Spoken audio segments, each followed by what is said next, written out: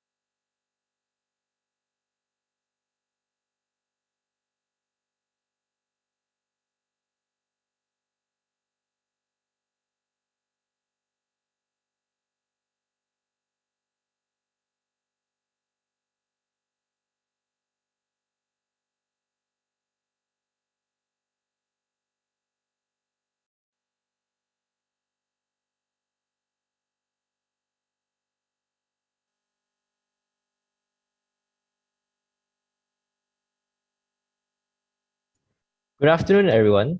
I'm Kelvin, and I'm here with my partner, Natrisha. We would like to welcome you to the very first event of our campaign, a talk on weight management. Have you ever wanted to achieve the ideal body weight but don't know how? Have you ever questioned to yourself, why do some people just never gain weight no matter how much they eat? How about the BMI ratings and their values? Before we go into all those, it is necessary for us to gain a little understanding on weight management first. Therefore, we are honored to welcome a lecturer who is also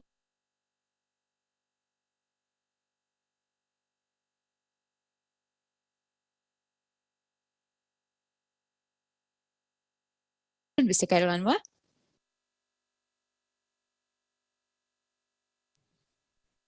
Thank you, Natasha. Can everybody hear me? Yes, Mr. Khairul, we can hear you. Thank you.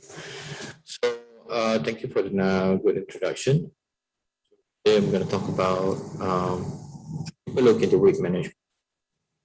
I mean, we have been through weight management is something that people go through their life. I mean, in the teenager years, sometimes you are still okay, you are still within your healthy weight, but as you age, you notice that the two things that goes up is your age and also your weight. It's very hard for you to come down in any other way. So today, what we're going to talk about is how we want to look about weight management overall. So I have a simple presentation for you guys so I can actually explain a bit deeper, a bit more interesting way in looking into weight management. We are not talking about weight loss anymore. We are talking about weight management because weight loss is not the outcome, the main outcome of weight management. Health is the main point in weight management. Okay, let's start this.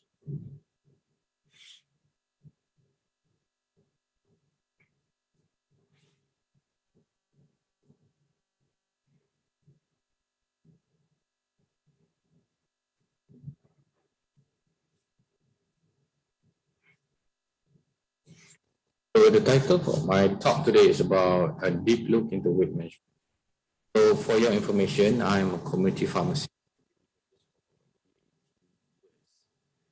So most of my patients, I can say more than 50% of them. Is it an issue? It depends. Do they have any, what do you call that, health issues or not? If they do, then we have to do something about it. Weight loss, when we talk about weight management, the question would be, is it the only outcome that we are looking at? Is it weight loss? So for me, through my observation throughout the years, weight management is about being healthy. Losing weight is actually the outcome of that, or what you call it, the side effect of good weight management. So as you can see, I mean, people have different ideas about weight management. People thought that weight management is by choosing the right diet or something. But weight management is more than that. This is what the media always give us. This is how a healthy person, or this is how a beautiful person should look like. And most of the time, the media will be showing, I mean, you can see the actor and actresses, most of them, they will be this size, or plus S sizes. But we have moved out from this stereotyping about being healthy to something like this.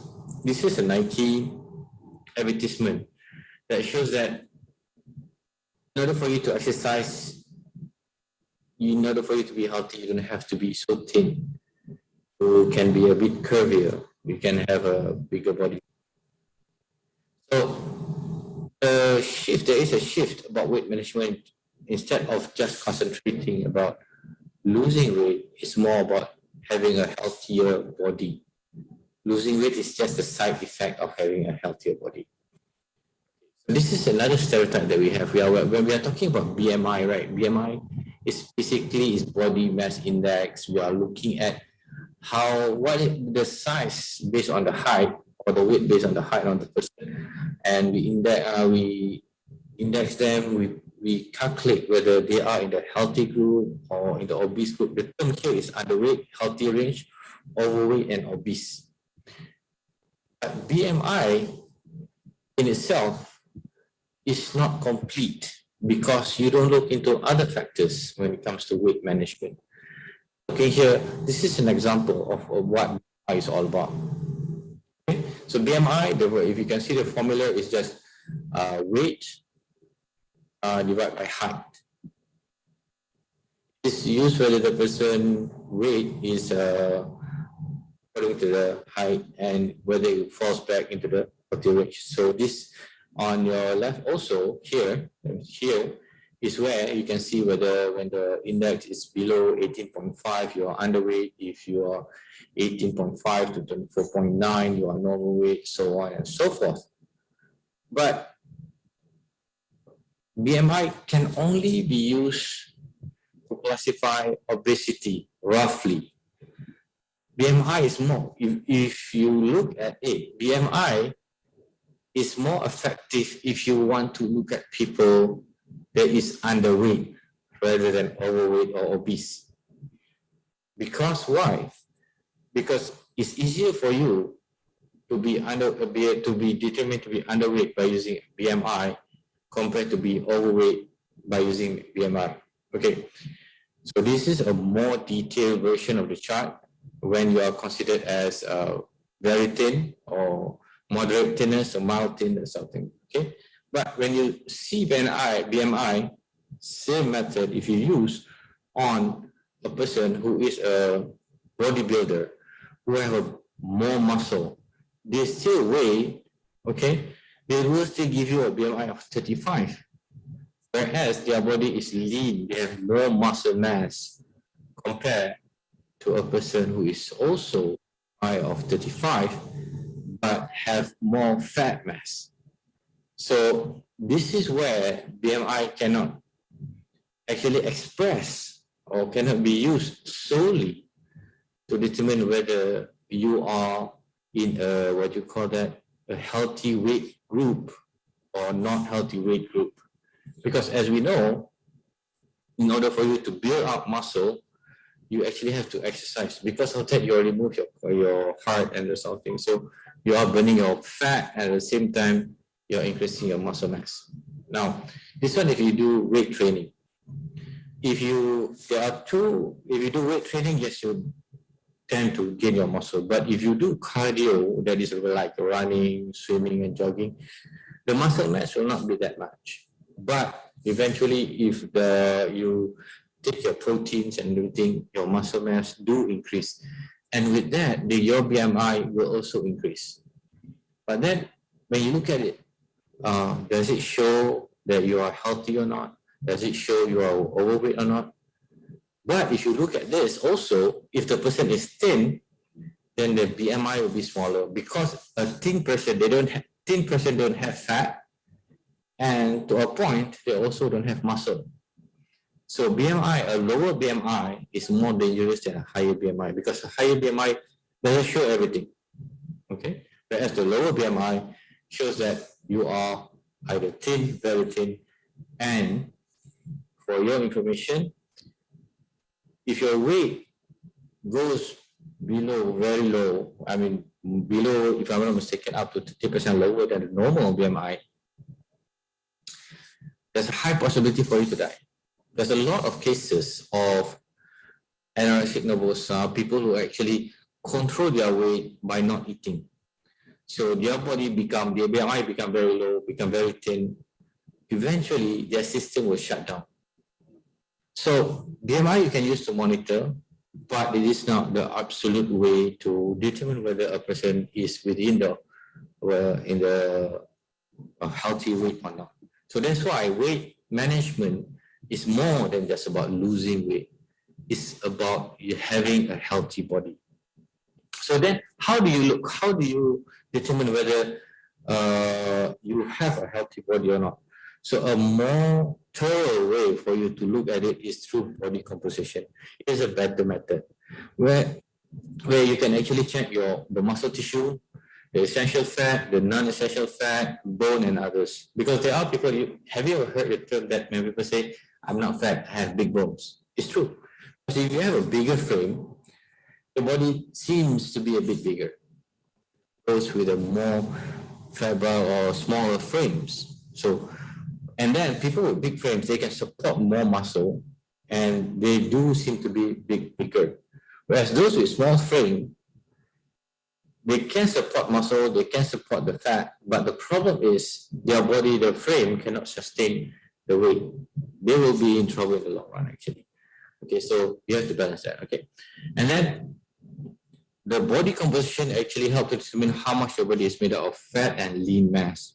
Why is it so important about lean mass? Why is it also important about muscle? So basically, muscle is the one that actually helps you to burn fat in the long run. Believe it or not, a person who have a higher, higher percentage of fat compared to muscle will have a harder time in using up the fat compared to those who have higher muscle tissues. That's why exercise comes into play. That's why exercise does help. Exercise does help increase your muscle tissue, and because of that also will increase the usage of fat by the body because the muscle needs energy. So there are two forms of energy that's being used by the body. It's either from the sugar or from the fat. If you use the sugar or you run out of sugar, then the body will start using the fat. Okay? Now, so why is it so important about excessive fat, that sort of thing, essential fat, non-essential fat? Why is this so important? Because if you have excessive fat, it can lead to other comorbidities or other situations. For instance, heart failure, diabetes, obesity, and fatigue. Okay, among others, this is the most common one. So the three chains that you are looking out for is heart failure, diabetes, and obesity. Okay, heart failure, diabetes actually doesn't kill you. The side effect of diabetes is the one that's going to kill you. So that's why, I mean, at the end of the day, the body composition is more accurate in order for you to determine how healthy you are compared to just using BMIs. That's why if a person comes to you and tell you, my BMI is such and such, you actually have to look further whether is the person fat or is the person muscular or that sort of stuff. So you have to ask those questions. So this is an example of the body composition analyzer that is available out there in the market. Person for here, something like this, you can buy for less than 60 ringgit. You go to Mr. DIY, sometimes they do have that, okay?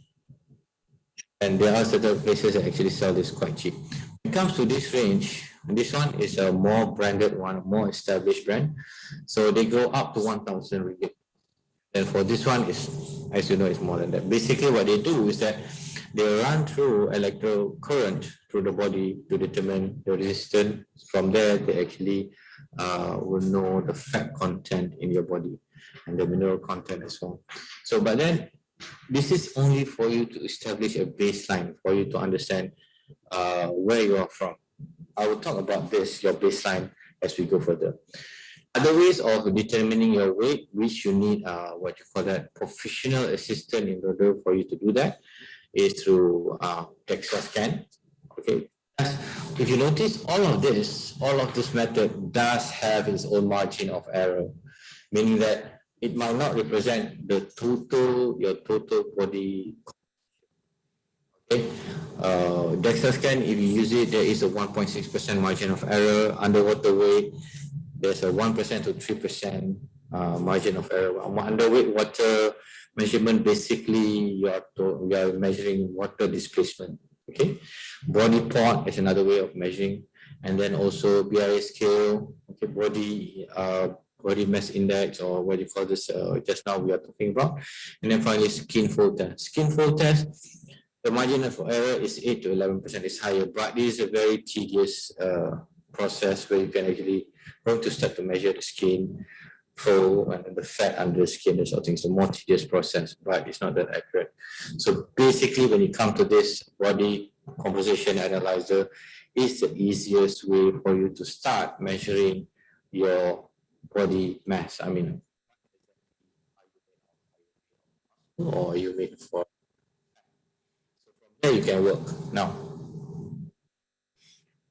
when it comes to that, then you want to, when you realize that you do need to have a healthier body, what sort of diet are you supposed to go through? What is the most effective diet? Whether you want to use keto diet, Mediterranean diet, they have a whole plateau. I mean, a whole range of diet plans. Okay. You have your keto diets, your Mediterranean diets, intermittent fasting, the vegan diet, ultra low fat diets, that sort of thing. So, and then also the paleo diet, blood type diet. If you read up about all of these diet plans, to tell you the truth, all of them works to a certain extent. What actually you should look out for? You should look out for to how to manage your weight based on your ability, based on your lifestyle. Okay? Because why? For instance, you are talking about intermittent fasting. Intermittent fasting meaning that you're going to eat only 8 hours per day, and then you're going to fast with water, just plain water or non-sugary drinks through another 16 hours. So if you can do that, it's good. Okay, it does work. Keto diet is when you use a high protein diet. Basically, you're going to deprive yourself from carbohydrate and you start eating protein. What happens is that your body will build the muscle at the same time, use the fat in the body for energy. So what's the downside about protein or high protein diet? Because our brain, in order for it to function, it does need carbohydrate. So if let's just say you have very low carbohydrate, then your become a bit sluggish. And then you have heard the term, hungry, angry because you are hungry, that sort of thing. So it does actually, because you're low in sugar, then your emotions sometimes will go haywire and you become angrier or more aggressive at points. So you can try the diets, but at the same time, please take that time when you are trying the diets to see what is happening to you emotionally, physically, that sort of thing. So you have to adjust. You can apply all of them, or one at a time, and then you can take the one that actually works for you. What I'm trying to say is that you cannot use a fat diet, what you call it a fat, FAD, a diet that is being promoted at any one time to help you to lose weight. You have to choose a diet, a lifestyle that actually works for you. Because a diet is not something that is a cookie cutter type of method. It is actually supposed to be tailored to yourself, your way of living, your lifestyle, the food that surrounds you. I mean, for instance, for us in Asia, it's not easy for us to get meat every day, and it's not cheap. Also, the protein source is not that cheap. Okay, the cheaper version of protein that we can get currently is chicken. And then also meat is very expensive. Eggs are cheaper. But then if you want to do the keto diet, you have to take high protein diet. So how is it will impact you cost-wise? So you really have to choose a diet that actually fit your lifestyle, fit your financial purposes. And then another thing that I would like to call too is that when people start to promote products, when you depend your weight loss based on products, when we are talking about products, we are talking about protein shakes, we are talking about maybe something that you have to take every day, So the question would be, if you don't take that, what happened? This is when you're going to see a yo-yo effect from the weight management. Why? When you don't take the supplement, you don't take the whatever the thing that actually help you to lose weight, then the weight come back. Why? Because your weight loss is done by the supplement. It is not done by your lifestyle change. So because of that, the change is not permanent. The change is dependable on the things that you are taking. That's why you can learn from the different type of diet plan, and you have to tailor it to your needs, to your ability, to your lifestyle. So if you use this rule, you're going to be a very, very, what do you call that? Frustrating in dieting. Take everything that you don't like. Okay. When it comes to dieting or you want to control weight management, it's a very simplistic way to understand weight management is through calorie counter. So you eat something and you burn the same amount of calorie, you're going to have the same weight. I don't say a balanced weight, it's just the same weight. Your weight will not change. But if you eat more calories is basically the amount of energy that is available in the food, more than the calorie burn, then you're going to have a weight gain. So for those who are underweight, they want to have their weight gain, you have to take more calories, okay? And then if, let's just say, you burn more calories compared to the amount of calories that you take, you're going to lose weight. This is a very simplistic way of understanding weight management or how to lose weight or whatever. But it doesn't work for everyone, okay? There are other factors that comes in as well, because what causes obesity? Of course, we are talking about excessive and incorrect eating habits. Genetic factors do play a role, okay? And medicines that you take, especially antidepressant, does cause you to gain weight. Diabetes or medication, corticosteroid, it does have cause you to gain weight. Psychological factors, we're going to talk specifically on psychological factors after this. Low physical activities, the way that we are living today, currently for the past nearly over 18 months, is in the house. We are not allowed to exercise. So it does affect a lot of people, okay? And hormonal and metabolic factors. Okay? This is another area that sometimes people overlook. Just now, the terms, the adage I said, there are two things that never that goes up, never comes down: your weight and your age, or your enterprise and taxes as well. By the way, your age and your weight usually goes up but never comes down, because it's that as you age, your hormonal change, your metabolic change, and then if you notice in your younger days, usually until the age of 28, it's easy for you to lose weight. You do simple exercise, you sweat a lot throughout the day, then you're going to lose weight. But as you go further, especially for women, as they age, at the age of 40 or 35 and above, then suddenly they can see the fat love them more and start to stick to them longer. Okay, so that's what happens. So you have to observe, as I said, body weight management is something that you have to look all around you, all about you. What changes that you are facing now? What actually cause you to gain weight? Sometimes I even heard my patient say, I gain weight by inhaling food. Just the smell of food also they gain a kilo. So, but then it's just that there are metabolic factors. And then your understanding of food also is very important. People believe, I give you an example, people believe that by taking porridge, they can lose weight. Actually not. Porridge do increase your weight. Okay. Why? Because porridge when you take porridge is boiled to the extent that it breaks down all the sugar. Okay? And when you consume porridge, it will absorb very fast in the sugary form. And sugar that is not being used as energy will be stored as fat. So that's how it comes. That's how the body works. Okay. The physical activity. So there are modifiable factors. You cannot modify genetics. You cannot change that. You cannot change your hormonal or metabolic factors. Okay. If you have comorbidities, you cannot change your medicine as well. But you can change your physical activities, you can change your psychological factors, and you can change your excessive eating habits. The term is excessive here. It's not you are starving and you eat and then you say, oh, that one will cause me to gain weight. No. We are talking about excessive, more than what you need. Okay? Because like just now, what the YB said, in Malaysia, there's a lot of places that do serve, tasty food, opens long period of time, so that sort of thing. It does. But it does have an effect. Okay, so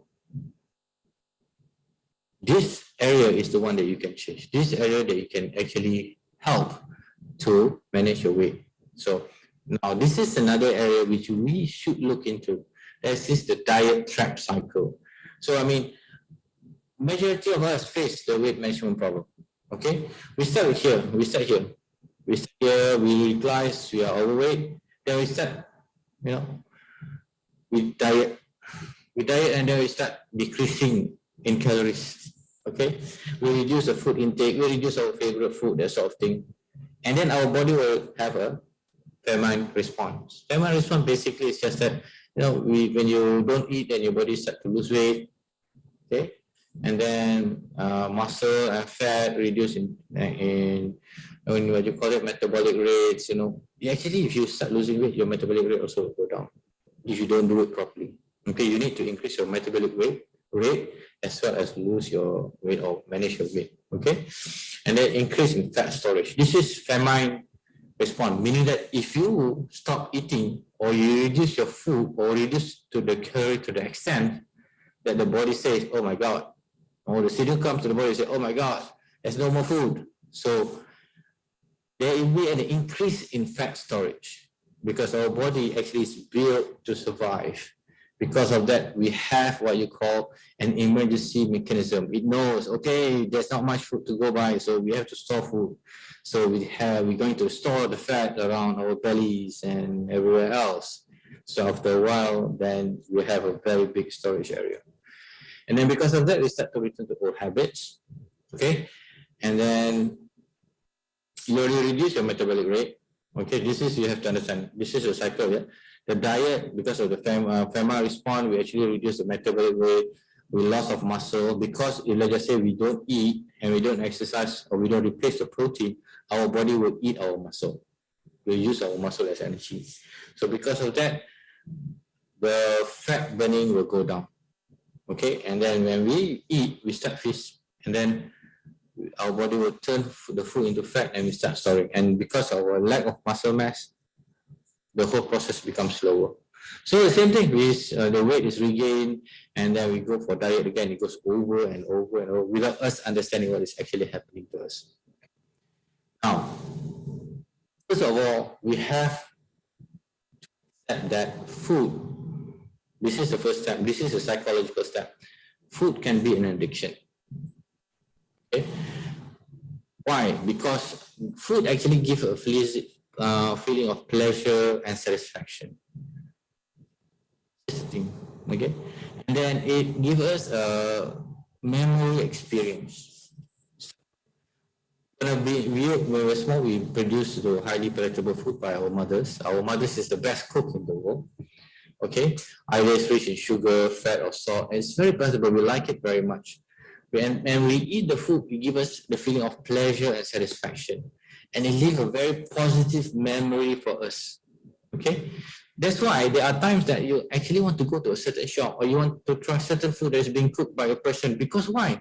When you actually eat the food, it releases dopamine, the happy, the serotonin, dopamine, they release the happy hormones. Okay, so it gives you pleasure, it gives you satisfaction, it gives you satisfaction, and it stays in the memory.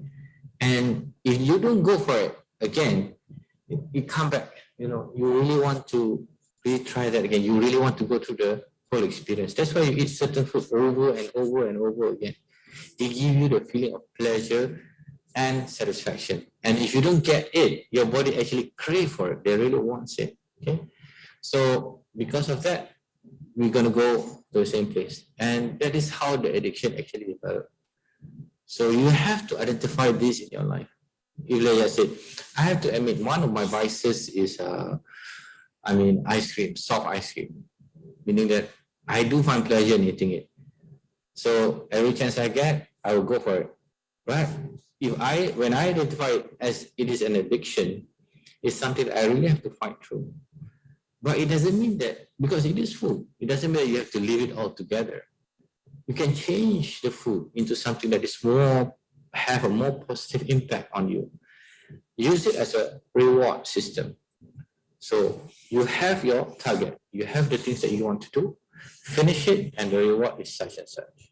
But you have to eat in portion. You cannot binge eating, what you call that, binge eating, eat a lot of it, okay?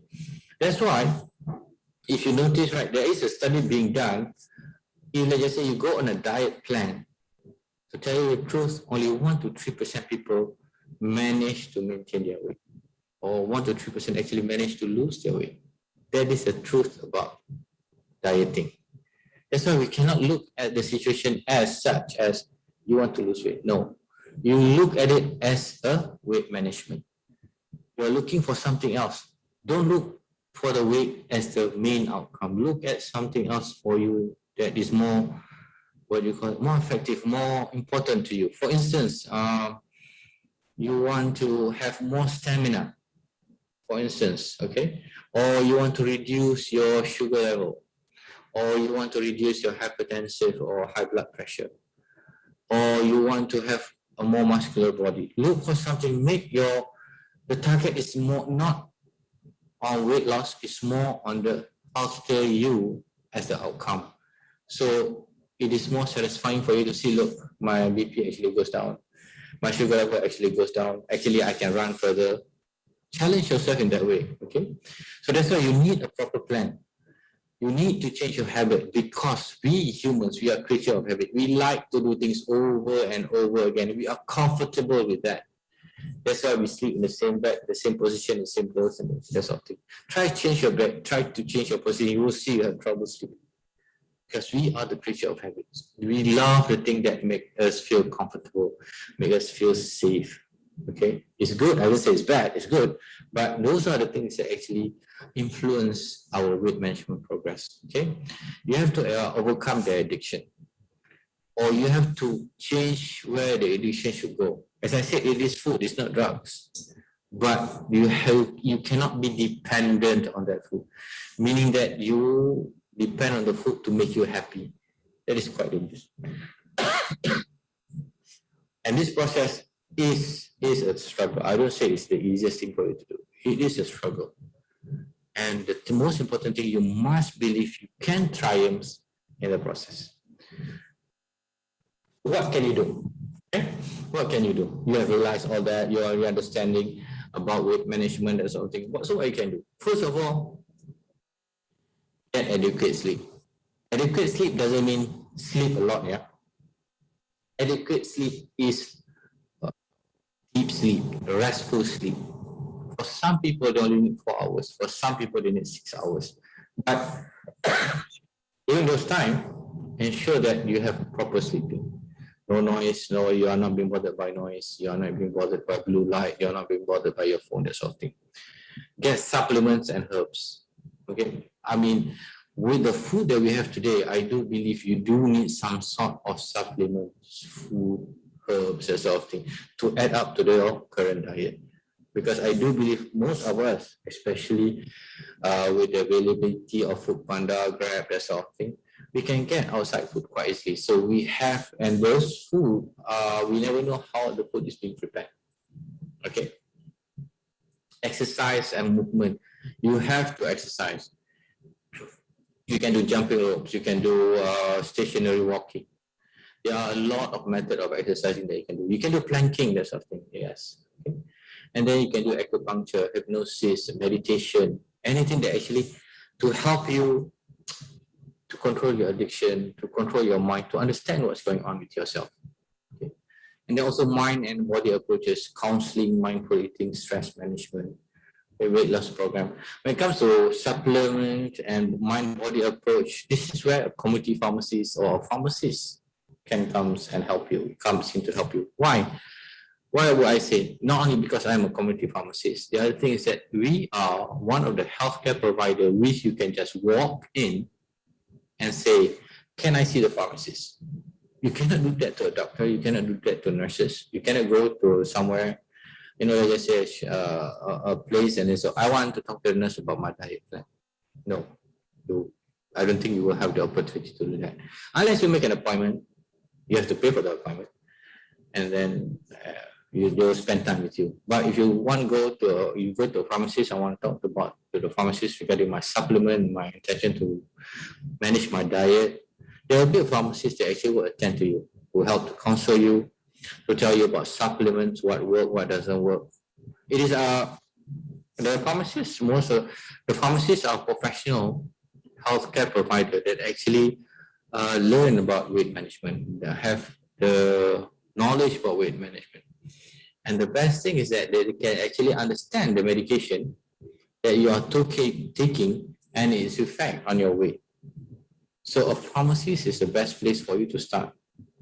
A dietitian, they can tell you about the diet, the amount of diet, the things that you can take, that sort of thing. But sometimes they can overlook the medication, the effect of the medication on you. Okay?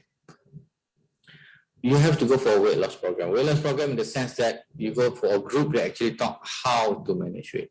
That's why a weight loss program doesn't mean that you have to go in a group. You can go just through an app that is available today. They actually help you to monitor what is happening with your body. The weight loss program start with a baseline, meaning that you have to know what is your current weight, what is your current fat ratio, what is your muscle ratio, and this is where the program starts. You have your baseline to understand where you are currently, and then when you go through the program, you actually can monitor the progress from the baseline. And good nutrition. Be mindful about the food you are taking. You see, the thing that we fail to see is that we can actually reduce the amount of calorie based on the type of food or the way the food is being cooked that we consume. For instance, right, fried fish compared to a barbecue fish. A fried fish do have oil, a lot of it, but compared to a barbecue fish, it contains less oil, same amount of protein. Same thing, a lot of other things in life, in food that we prepare, we can choose a different method in the food, how the food is being prepared. That's why good nutrition is very important. Understanding the food you are taking is very important. Understanding the method of preparing the food is very important. So knowledge comes into play. So because of that, come back to the ability of a pharmacist or ability of a healthcare provider to explain to you which food is better, why is it different. Okay, is there a better option or something? You can discuss actually this. You need somebody to discuss with. You cannot go this on your own unless you are a very resourceful person who have all the information that you need. Okay? So the question would be, is it just to lose weight or to be healthy? So before you start the journey, if let's just say you want to do for the weight management, right? Before you start your journey, there are 6 tips. First of all, set a realistic goal. Only for you to lose 10 kilo in a month. Only 1 or 2 kilo per month is good, but it must be consistent. Okay? And then at the same time, you have to look, in order for you to lose that 1 kilo, what do you have to go through? Okay, make a plan, stick to it. Make a plan on the food that you want. It is better for you to plan your eating rather than eat as you plan.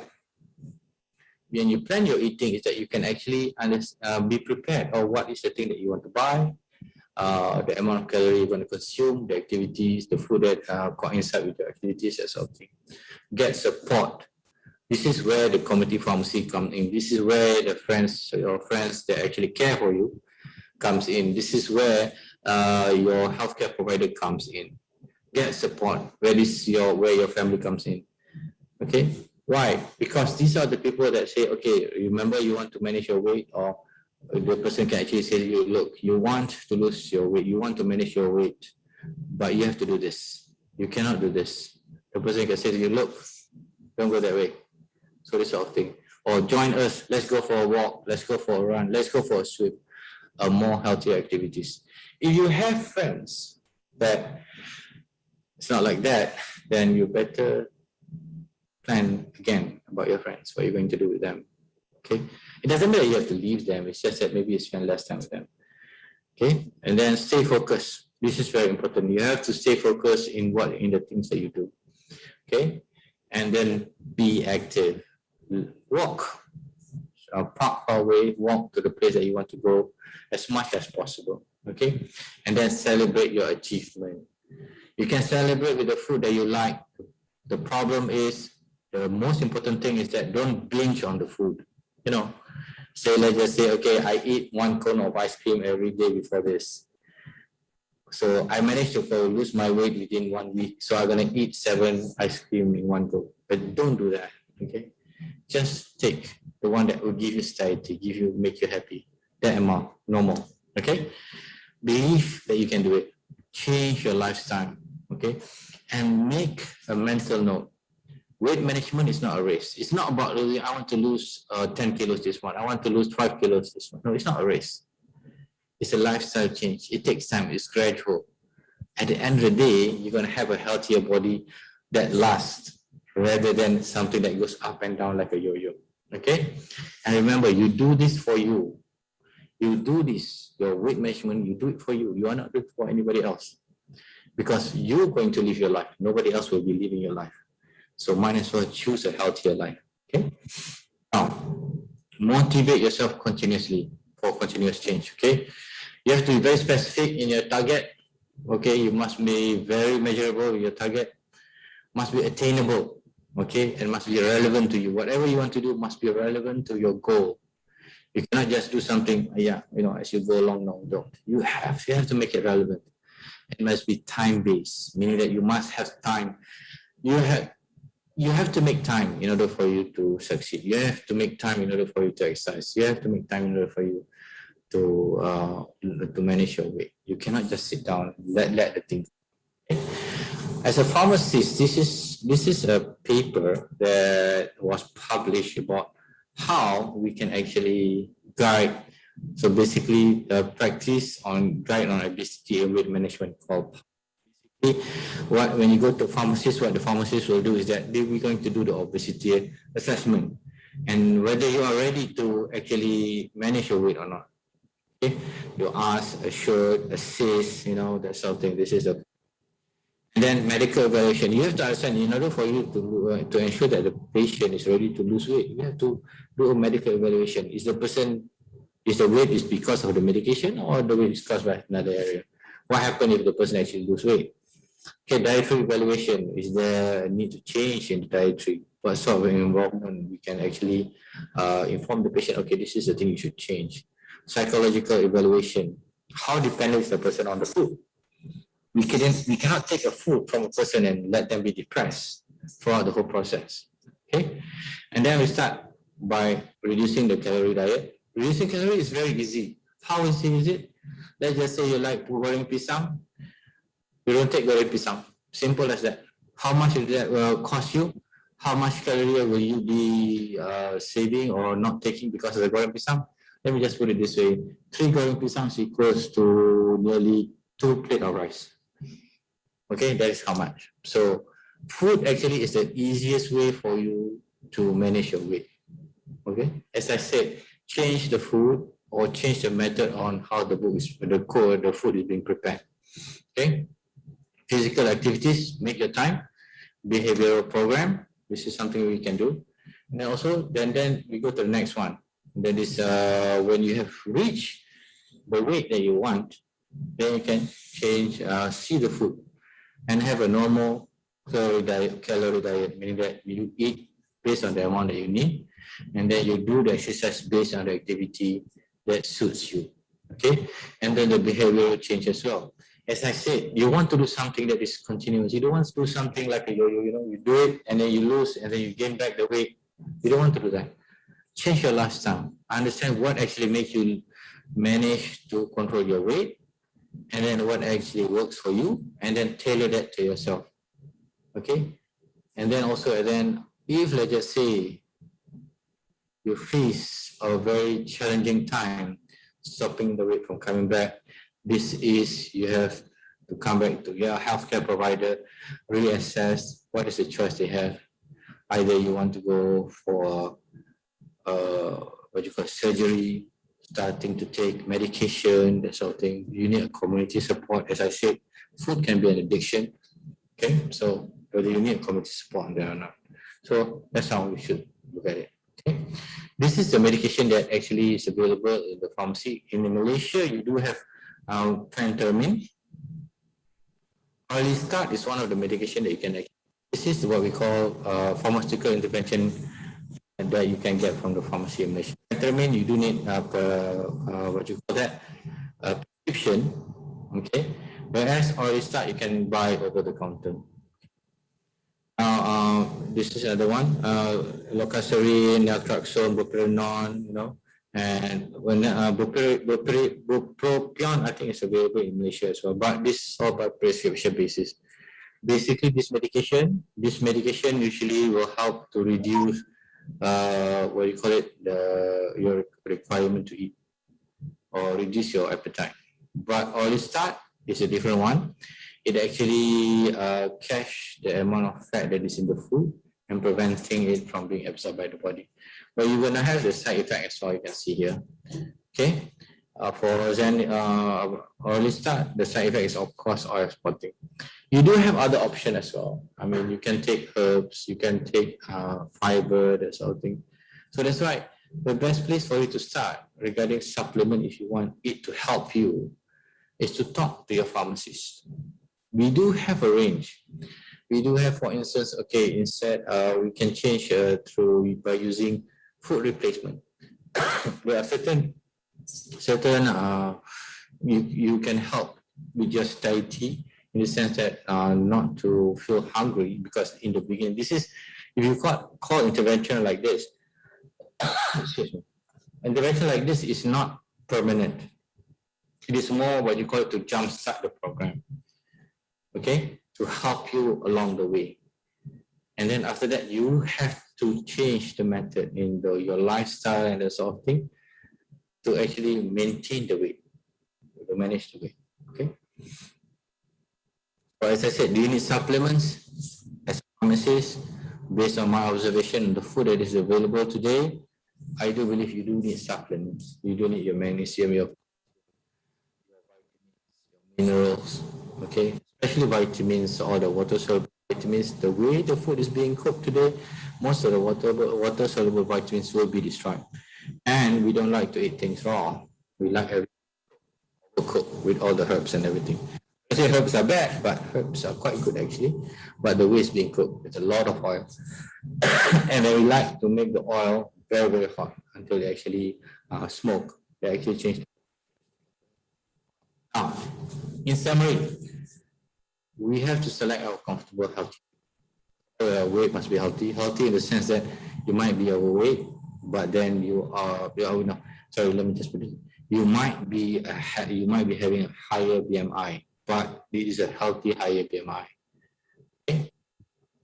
And also, you have to understand that always use what you call that body.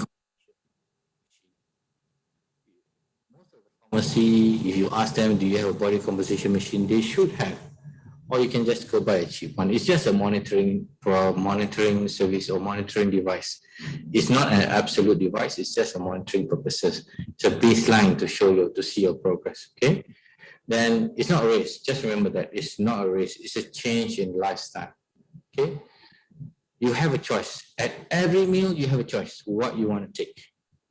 Remember, sometimes it tastes good because of your, the food tastes good is because of your memory. It's not the food tastes that good. It's just that you have good memory with that food. That's why you say it tastes good. So you have a choice. At every meal, you have a choice. Be healthy and comfortable with yourself, meaning that love yourself. Appreciate of yourself. You have to appreciate, this is me. I love myself. I want to be better. So that's how you start. Because if you want to be better for yourself, if you want to have a better version of yourself, you work for it. Okay? If you expect to change yourself because of somebody, but then you don't have the same appreciation, okay, you change yourself because you want somebody to appreciate you. Does that mean that when the person doesn't appreciate you, you don't want to change anymore? That's why the most important person in this whole thing, in the weight management program, is you. You have to make a choice. You have to love yourself. You must be comfortable with yourself. Okay? Get informed, get the knowledge. That's why you have to have a very good partnership with your healthcare provider, with your community pharmacist, with your doctors, with your dietitian, with your physician, who can actually talk to you about healthy eating, about healthy diet. Maybe your friends who are very well informed about healthy foods. You can share their knowledge. I got a group of people who actually are quite obsessed about healthy living. They walk around 10 kilometers per day because they like it. It's not because they have to, because they like it. They enjoy the whole process. Okay, they do manage their weight effectively. But the most important thing is that it is their choice and they love doing it. There's no point for you to actually push yourself doing something that you don't like that much. Okay. Now, before I end this, I would like to say this because a friend of mine shared this. It really stick with me in the sense that you have to choose your heart. For instance, marriage is hard, divorce is hard. So which one do you want? Obesity is hard. Okay, fit is hard, meaning that in order for you to be healthy, it's hard. It is hard. In order for you to be obese, you have to eat. You don't get the size easily, just snapping your figure and you become something like that. No, you really have to work for it. Okay, being in debt is hard. Being financially disciplined is hard. But which one do you want? Communication is hard. Not communicating is hard. Choose your heart. Okay, life is never easy. It will always be hard. There will always be something. Okay, but we can choose. Everything in life, you have a choice. The only thing that is within your hand, you have a choice. Okay? So thank you. So let us choose to live healthy. Thank you very much. Thank you. Thank you, Mr. Cairo. That was a really informative talk with a motivational ending. Now let's open the floor to the audience for any questions they have. Feel free to comment down the questions in the chat box or comment section. I will be monitoring the questions.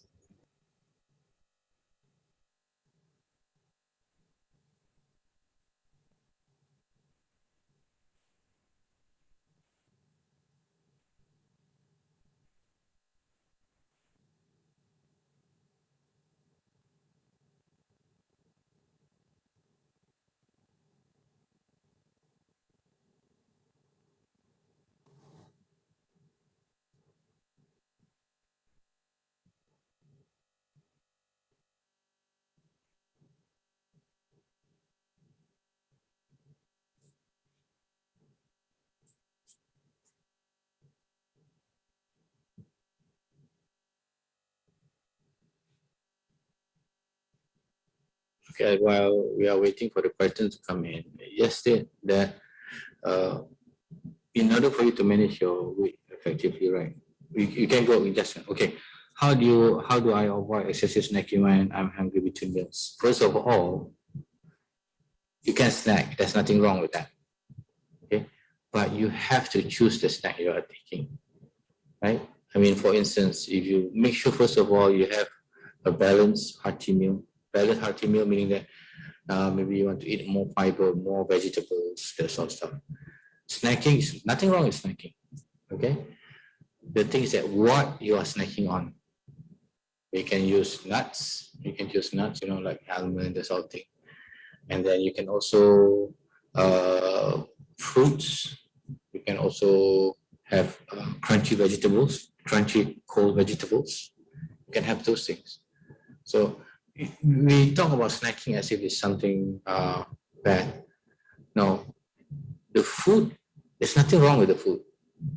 There's nothing wrong with you eating. It's what you eat. That's the most important part. Okay, you can have snack with your meals. It's not an issue. Okay, but if you start having, for instance, if you notice, if you take snacks like vegetables, right, you become full faster for one thing, and your satiety, the hunger pangs will not be that much. Okay, I hope that one answers your question.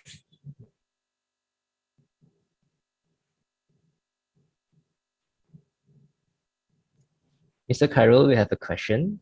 In your Okay. opinion, what do you think is the best type of workout for best weight loss result, like cardio, HIIT, weight training, calisthenics, and etc.? Okay. Now, how do I put this? Okay.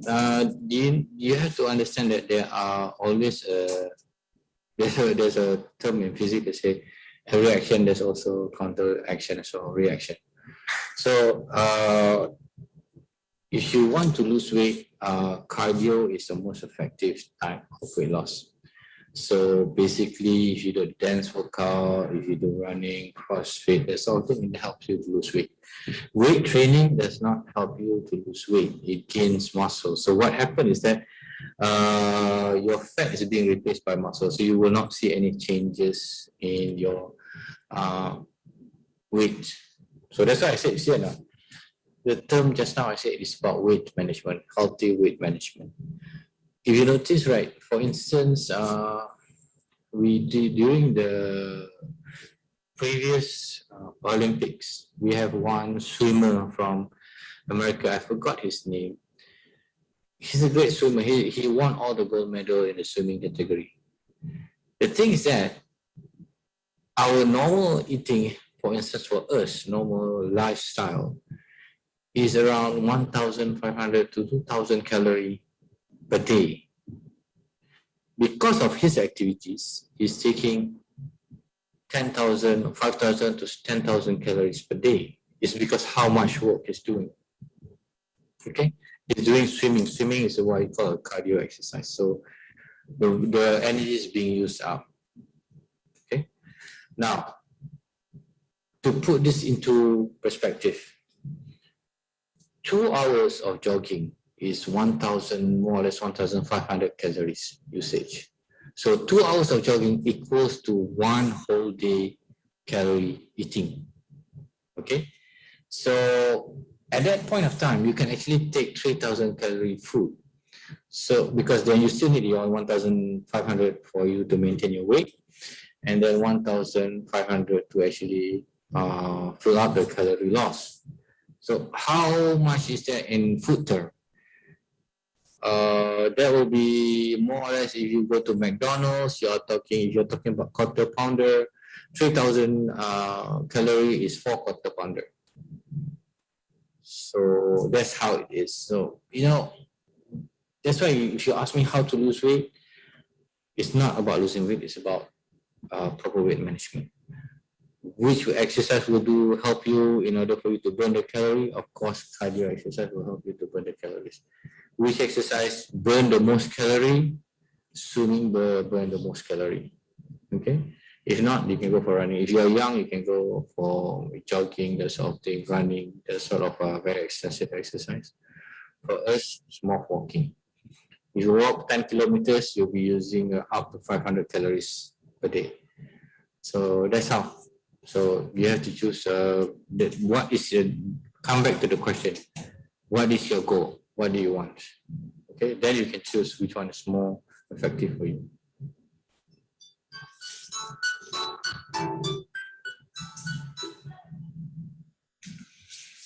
Thank you, Mr. Khairul. We have another question from the audience. When I'm on a diet, I will take my dinner earlier and sleep with hunger. I would like to get your opinion, like how to get through it. Say that again. Okay, so when I'm on a diet, I will take my dinner earlier and sleep with hunger. I would like to get your opinion on this. Like, how do I get through it? Well, it depends what time you have your dinner. And then how, if you want to calm the hunger pang, it's quite easy. You take fibrous drink before you go to bed. For instance, maybe some oat, maybe some grain. It does help. The most important part is that it does not, it gives you satiety, stop your hunger pang. At the same time, it has very low calorie. As I said, dieting shouldn't be hungry. Dieting is never supposed to be hungry. Dieting is about choosing the right food. Okay. Now, when it comes to just, I hope that one answer your question. So just add some high fiber drinks without sugar. Yeah? Please don't take sugar. Okay. Natural sweetness is okay, but then do not take sugar, especially processed sugar. If you want to take the regular oats without sugar, will work for you. Okay. Try not to use instant oat. You use roll oats. There are two types. There are instant oat. Instant oat is really a processed oat, which actually can break the, what you call it, the sugar very fast. So that one is not good if you're on diet. You just take roll oat. Roll oat, it takes time for it to actually to break down. Now, about blending fruits into smoothies, I would say nothing is bad about that. Nothing changed unless you boil the smoothies. But if you take smoothies by itself, it's quite good. Don't add too much sugar into it. Sugar, okay. You add what you call it, so yogurt or something, does help increase your protein as well. How do we know it's the right amount of food? If you eat and then you don't feel hungry, you're okay.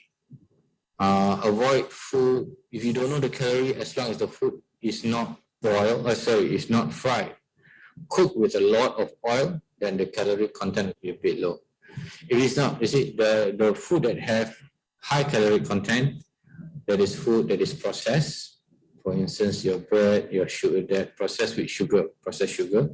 There's your bread, you know, your 80-cent bun or something that is actually high in calorie, even though you don't know about that. Food high in sugar is high in calorie as well. You can avoid that. If you avoid these things, enough. And then food that is being cooked in oil, deep fried. Okay, either you fry them in oil, either you deep fry them, or it's being cooked with a lot of oil. It's actually bad for you. I mean, have high calorie content. A food that we love so much in Malaysia that have high calorie content with us, without us knowing it, is a roti canai. I'm not saying it's bad for you, but you can have it maybe once a month, not every day. If you know how roti canai is being prepared, you will think twice about eating it. First of all, you notice that roti canai is being fried or being cooked on a stove with a lot of oil to make it crispy. We like crispy stuff. And then if you know the process, they actually mix oil. They will put the dough in oil. They will mix oil into the mixture. And they will also use sweet sugar and also sweetened milk to make it tasty for us. That's why we are so addictive to roti canai. So ensure that about the calorie intake, just avoid this food from this category. Then you don't have to worry about the calorie. The next step is that do not eat until you're overfilled. I eat only until you the portion is more or less the size of your hand. That is how much actually you eat, you know, just like that. So you start with that. So, and then when you eat, you give it half an hour for your body to adjust to the food in your stomach. Then you will know whether you have enough or not. Usually that's how long it takes for you to your body to feel that whether the food is enough or not. Okay. Next is that does protein powder loses its nutrient in contact with hot temperature, for example, implementing protein powder with hot water, big heat or something. Now, it takes time for our body to break the protein. What happens is that protein is a chain. So if you use hot water, that sort of thing, the chain actually coagulate and change the structure of the protein. It's like boiled, it's like egg, you know. If you're talking, if you break the open egg, it's quite runny. But when you put heat to it, the chain actually clump up and become solid. Same with protein drinks.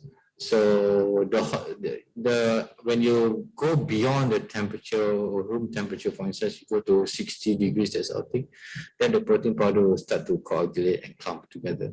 Well, the nutrient is still there. The taste is not that good, but the nutrient is still there, and your body will take some time to break the protein in order for it to absorb. Protein itself, our body take time to absorb. By making it that way, it becomes harder for us to absorb the protein. That's it. Can we have coffee when dieting? Yeah, if you're talking about, there is a belief that, let me just put it this way, there is a belief that coffee will cause you to gain weight or stop the effect of the dieting. But actually it's not. You can take coffee, but without sugar. Just plain coffee should be okay. You still sometimes you still need the nicotine, the caffeine kick. In fact, if you want to go to there has been studies that said if you want to go for exercise and you want to exercise for quite some time, coffee before exercise actually helps. So that's how.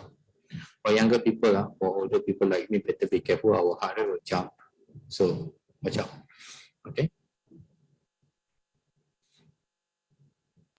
Apologies for interrupting. Due to the time constraint, we'll only be accepting one more question. So we have one question here. Does blending fruits into smoothies cause any loss in nutrients? I already answered that one. Okay, I will answer the last one. Right. I've seen tips saying that before we take our meal, drink a glass of water to achieve fullness.